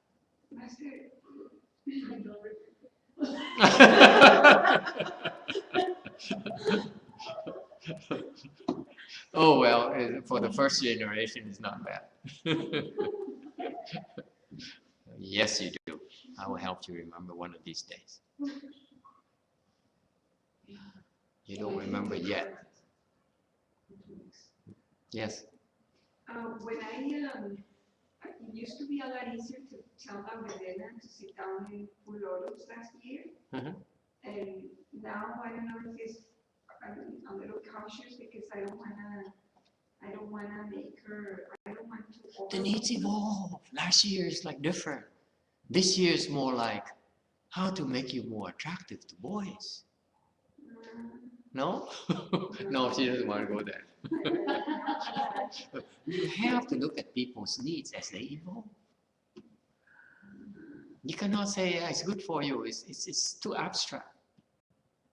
You have to say, tomorrow, are you good? Okay? I go to the temple and get you some more of Michael's buns. That kind of thing. Well, she's very. You have to bribe them. She's very tired, and then she's going to summer school again because she was invited again for honors net. Yeah. She doesn't want to do it. So she Just think about, thing is you have to identify, help spot people's needs. What is their needs? You can see the needs, you can learn. See, when you talk to Sean there, you need to meditate. See, you guys are struggling. I don't see you spotting his needs yet. See that? It's nice to know it's good for you and all those things. But it has to be specific. What is your current need right now that is so compelling you want to learn? Right? I teach you time because it diffuses your anger very quickly. Right? I talk about anger. I said, sit will calm you down. When I focus more on how to use meditation to quell your anger. And within weeks, you see immediate results. So, Master, why can't we remember when we used to see the full lotus position? It doesn't matter. Why do you have to remember? It doesn't matter. Because probably we would think it didn't hurt.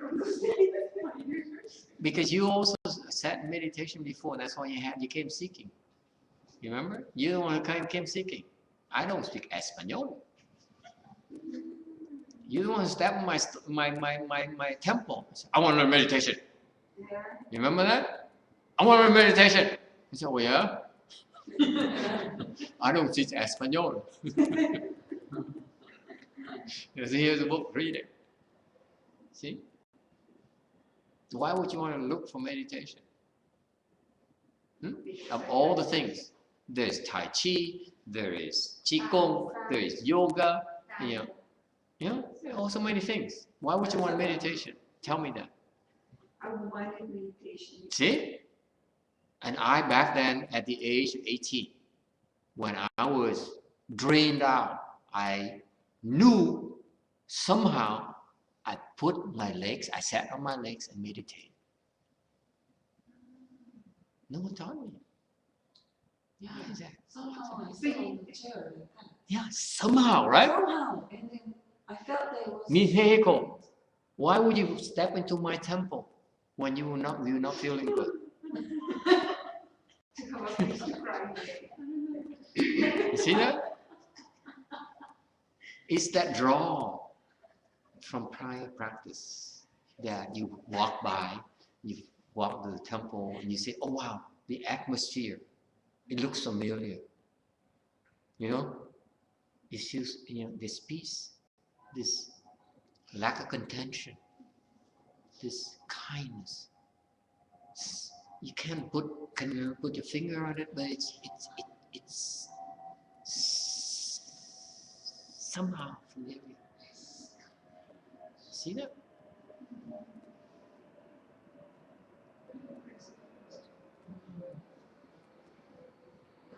Why do you insist on girls? I mean, you're so petty. Why do you insist on knowing so much? Why can't I know what's the real thing? It doesn't matter. In your intuition, somehow you do it. That's your blessings right there. Why do you have to know? Why do you understand? Why does this guy there now talking to you about meditation? Because he's interested. See that? He sold. Now your next job is make sure you sit with him. The next time he comes. So next time I tell you, teach you. Next time he said, tomorrow, what are you doing tomorrow night? Okay. after you get off work. Okay, come a little bit early. I get you some good food. Okay. special meal. This is how you get to a man's heart. Okay, this is what you young girls your mother never taught you. I have to teach you these things. The best way to get a man's heart is to be kind to him, and you can eat off your hands.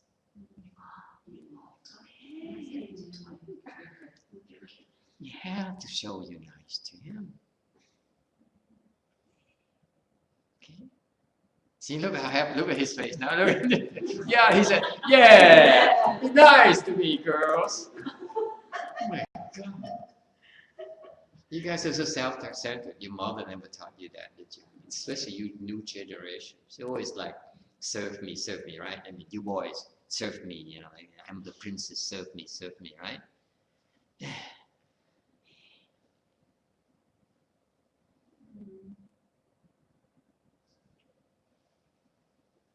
If you're like that, the only kind of people who go after you are the ones who are not good for you. You act like a princess and say, hey, I'm moving off China now, okay? There's no China about this. We're talking about, yeah, practical China, not theoretical China. The kind of man who you act like a princess, and you people can disagree with me, and please share your viewpoint.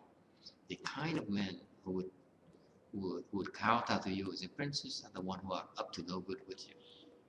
If they treat me like princess is bad? Yeah, they're not up to no good with you. Why is that? Because I'm a nice man. I look at your princess, I say, no thanks. Right? No, thank you. I look for long-lasting values. Long-lasting. Yeah, long-lasting values. Okay? So, that's what you don't understand. The younger people, they act like princesses nowadays, especially the young generation like that. I'm princess, like me, respect me, revere me. You know what? They're no competition. They're very poor competition because they're boring after a while.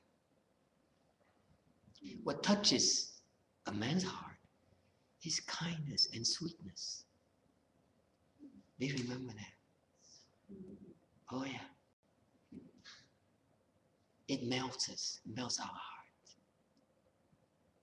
Is the difference between melting our heart and getting us excited? Which one do you want? Melting. There you go. Like butter. You need to warm it up. Oh, but mothers don't teach your children nowadays. You have to come to a temple to learn these things? Oh my God, it is terrible. I know I feel better with my child. Is that understand that I disagree with you? What? I disagree with you. You disagree with you? Yeah. Okay. Well, why? I don't know about don't act like a princess. Oh, you'd like prefer to be a princess? So you'd rather be a princess to a man than some other. The secret, my dear. You don't act like a princess. Eventually, they treat you like a princess. That's when you know you got a good catch. This stupid real. No, Esther, we had a conversation. You see that? You see that? You don't act like a princess, okay? I don't. You learn how to be a princess, but you don't act like a princess. And you wait until they treat you like a princess. Then you know, wow, that's the man of my heart. Yeah, that's a keeper. Otherwise, next. You like that, huh? No. Yes. Yes, you have noticed that we have a lot of single women on the table. I can't help that. And then I feel like the more we practice, it's harder to meet. Why? Because, like, outside the temple environment, sometimes I meet a pure looking guy. Mhm. And then when they're so struggling with their job, it's so boring, like, so you're struggling because when they're complaining about money, job, it's like, and they move to next. It's My getting dear, worse. you forgot. You forgot. Your standards are higher. Therefore, there are few people who can meet your standards. There's nothing wrong with that. Yeah, it's getting harder. We're getting old. This is the generation of Yeah, see, their generation, they go for quantity. How many hamburgers can I get? Okay? For us, more savvy people, we prefer quality. Quality makes you happy. Quantity makes you satiated, but not happy.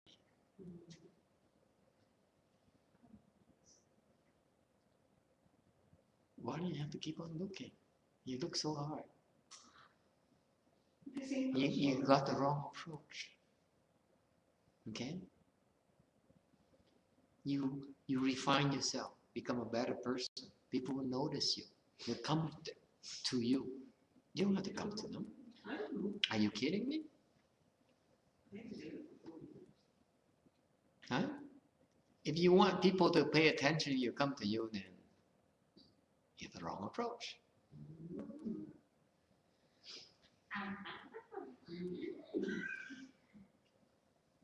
They will spot you. You see, if you are so special, they will spot you. Such person will spot you. That's the kind you want. Not just flies.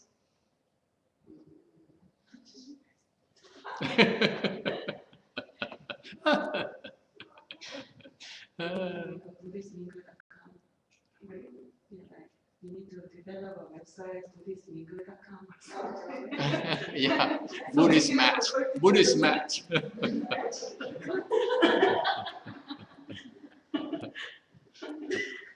So many single women.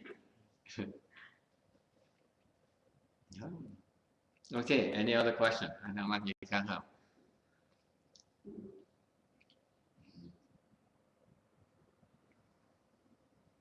So you think Chan is like theoretical? No, Chan is about daily lives, daily needs.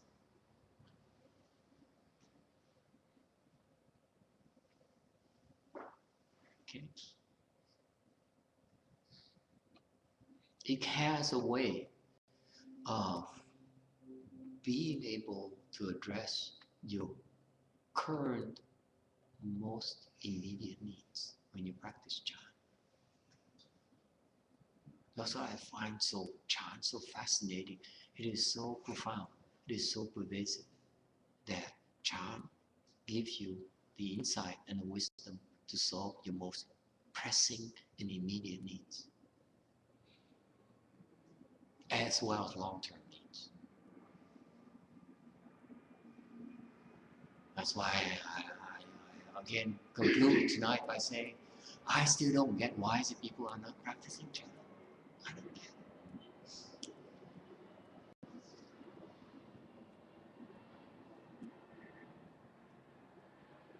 So I feel that to go out and open a Chan class is the wrong approach. Okay? I would rather you go and tell your friends. Wait until they need, when they're tired, they're stressed out. You wait. Don't try to teach them about meditation. Because this guy here, the reason he comes to the temple, he sees how his mother is changing. And his aunts are changing. And say, wow, something here. And then, you wait. And until you're sure you see that they have a need. That's how you help them. Don't tell Gabe about your Chan. So tell them about Wan Yin when he needs it. You're about to go on a street patrol. You're exposing yourself. Call on to Wan Yin incessantly until you come home to me. That kind of thing. The need is that you want him to come home to you. That's John right there. You think John is crossing your legs? No. Oh. Not at all. See, now she's happier. Now he tells me, she says. Okay.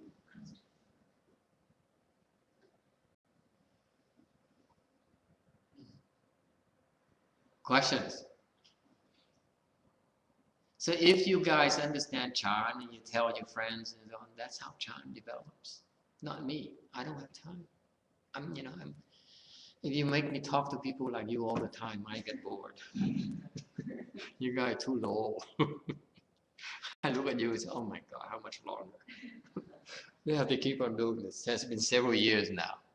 I see nothing, no change. How much longer I have to do this? When can I retire?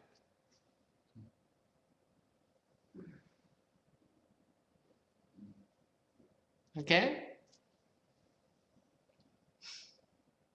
Isn't that good enough? I mean, we're able to help the next person. It may not be, we may not be able to help them become enlightened, but we help them plant the seeds in them that in the future they can use it. So you need to help them, sit there with them, and help them experience that peace, that search and energy. Okay?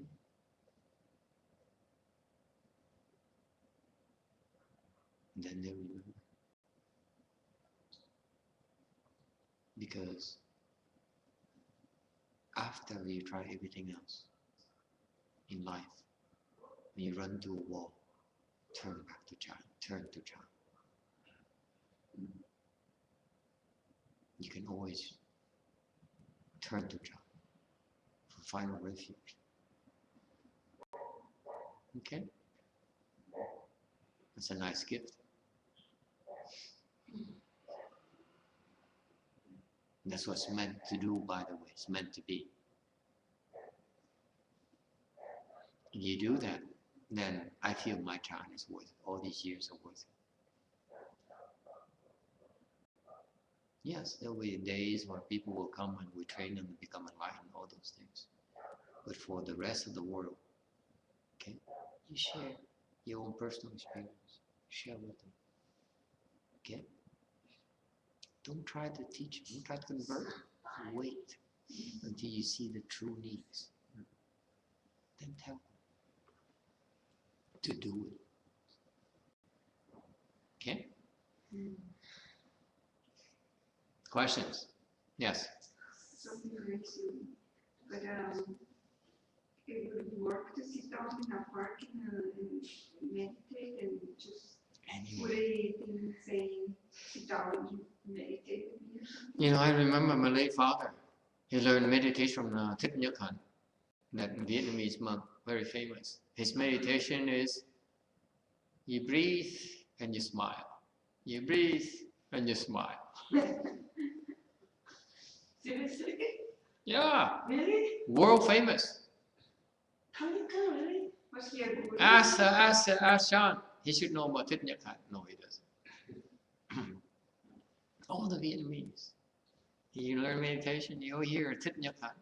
He's only he's the second most famous monk throughout the world. Only second to the Dalai Lama. You don't know? Only Dalai Lama is more well known than he is. Everyone knows that you learn meditation, Thich Nhat Hanh, you know, the Vietnamese monk. Not the Western. Most Westerners know. What's the name of village there in Vietnam? There's a village in like. I don't know. But he's about smiling, breathing and smiling, and he says, until the day I die, I will teach you about smiling. That's his meditation. So he smiles.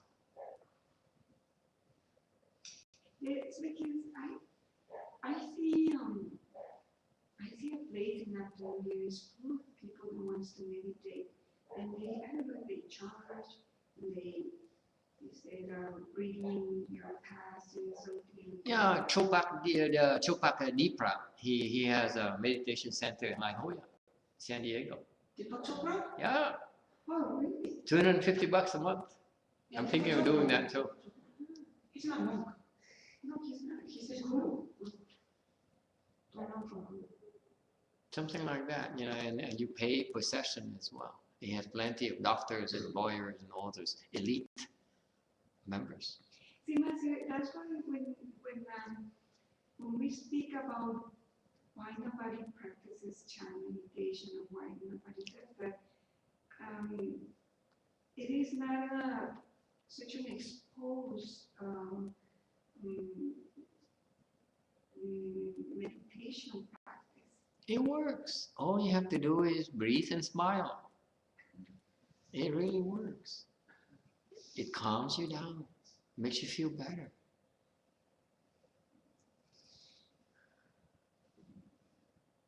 Okay. You know, because I notice social media is so full of, oh, I meditate, oh, I meditate. But it seems like there is not such a full exposure to Chan meditation is not exposed to everybody. Right. Chan is too too heavy duty, and I don't think it is. It has to be heavy duty. The only difference between Chan and the other meditation is that we teach you Chan, and we always remind you not to be attached. That's what Chan is about. Keep crossing your legs. Keep doing it, but don't be attached to it. You know, so if you teach meditation, you say keep on smiling, and they're teaching you to be attached with your smile. They're teaching you to be attached with your good feeling. That's not Chan. That's the only difference. Okay, of course it feels good, but don't be attached to it. It's temporary. Because if you attach to it, you become unhappy when it's not there. That's not Chan. That's not meditation. These people don't understand meditation. That's why they teach you to be attached with a smile. That's the only difference between us and them. Yes, I will teach you how to smile. If I need to. Someday I will need to teach you how to do the Qigong breathing or the Tai Chi thing if I need to, because that interests you. But then I always end up by saying, don't be attached to it. Let go. Okay? Because all those practices are only expedients to help calm your mind down. And after your mind is calmed down, what do? You let go of that attachment. It's very important. That's what Chan is about. You sit there and your leg hurts. And you say, oh my God, I'm not doing this anymore because it hurt too much. And you have to find a way to help them let go of that attachment to the discomfort. To feel the discomfort. That's Chan. Chan to help people resolve their attachments.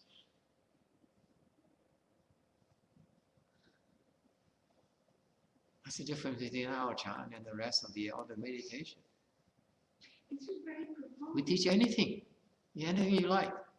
I don't have a problem. You go and say, oh, by the way, you hear someone who likes to learn about yoga, and you know about yoga, teach them yoga.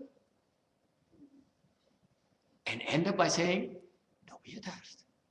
Then you're teaching Chan, not yoga. That's the only difference. Chan is everywhere, everything, as long as you're not attached. Those who understand Chan will teach that accordingly. Don't be attached. There will be times where, you feel bad. Okay? At times it will be very hard, and sometimes it will be very good. But that's part of your growth. Don't be attached. You attach to it, you stop growing. You stop discovering. You're limiting your potential. Why would you want that? You can be a lot more than this. You can be so much better than this. Why would you want to limit yourself? That's what Chan is about. Chan is to help you detach from your small benefits, 小利, so that you continue to grow and be better and get more. That's what John is about. No one ever taught you? No, and yet. Oh my God, it's about time I teach you. Master, and yet it's very deep. It's a very deep concept, profound concept to make other people understand this, because it comes to. I mean, there is a price to pay to detach. Mhm. And if we detach, it means that we can transcend a little more. Yeah. And Why? You see, you can tell right away when people are not teaching meditation properly. How do you know? They said, this is my style of meditation. Oh, yeah. You smile. That's not Chan. Okay? Chan always ends with the final statement, don't be attached. It's no big deal. Okay? It's no big deal. Okay? Then you understand Chan. Then you're teaching the proper Chan. You're laying the proper foundation for these people. Don't get a big head. You know, now I breathe. Now I feel good. So what's the big deal? You can feel good the same way by eating tacos. So what's the big deal?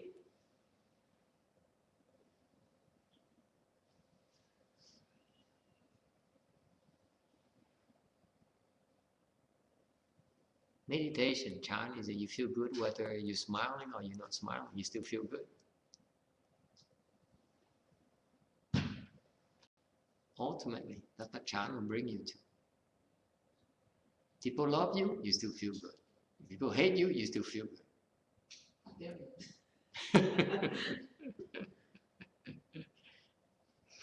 Okay?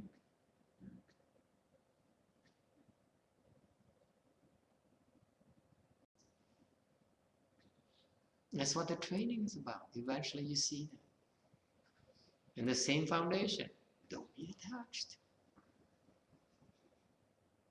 So the practice will help you let go more and more. This attachment will become obvious. It will become obvious as you the more you practice. Master, is it an attachment when we say, I'm going to be at the temple because it makes me feel good? Is that an attachment? It's an attachment. It's a good form of attachment. The food is good at the temple. I'm good. Yeah, I agree. I agree too. It's so pleasant to have all these people stepping forth and say, I have something good to share with you. It's Chan, by the way. That's the most touching form of Chan. You get to the point where we practice and we will share the goodness. No one asked them. You know what I mean? That's what Chan is about. We're teaching Chan because we know it's a good thing. We want to share it. That's all. You do the same exact thing wherever you are. When they need it and it's something good for them, share it with them. That's the spirit of Chan. You don't have to be Buddhist. You don't have to go to the temple. You just share. And that's why I say I'm so pleased nowadays because I see that spirit in all of you. I had to do it myself before. I said, I teach Chan and I try to get people to get into that spirit. And they don't get it. They only see me as trying to turn everyone to Buddhists, or try to get money out of them, or that kind of thing. And now they realize I'm trying to retire. So the sooner you're able to do it, the sooner I can disappear.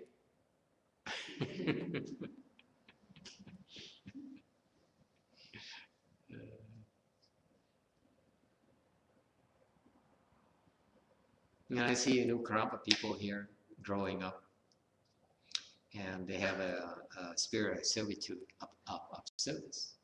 They're trying to help. It's nice to see.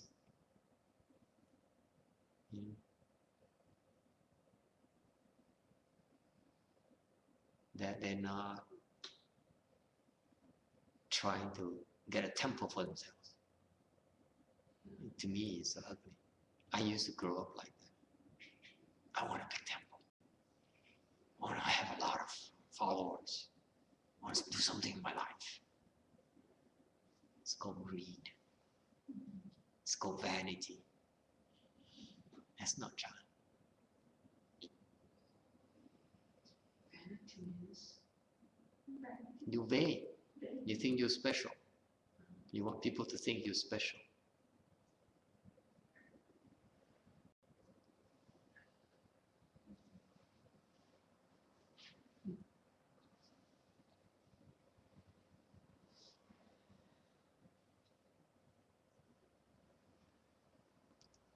You only like that because you're not feeling good. Agree? Yeah. You want more. I'm not feeling good yet. I want more. If you feel good, why do you want need? Why do you need more? you want to give. You feel good. Because when you feel good, you can give, right? So when you're not greedy, when more comes, you feel better than otherwise. That's what people don't understand.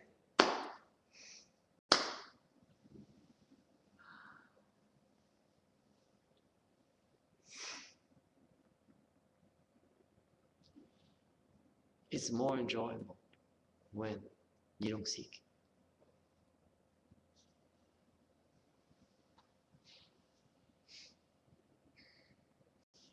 It'll last longer.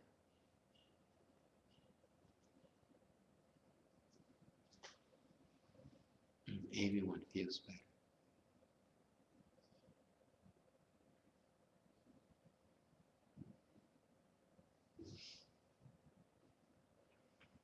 Because the world right now is always me, me, me. What's in it for me? I want more than you can get.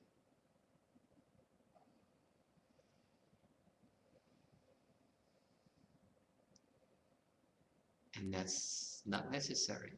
You will get more because you deserve it, not because you ask for it, because you're greedy for it. Am I making sense?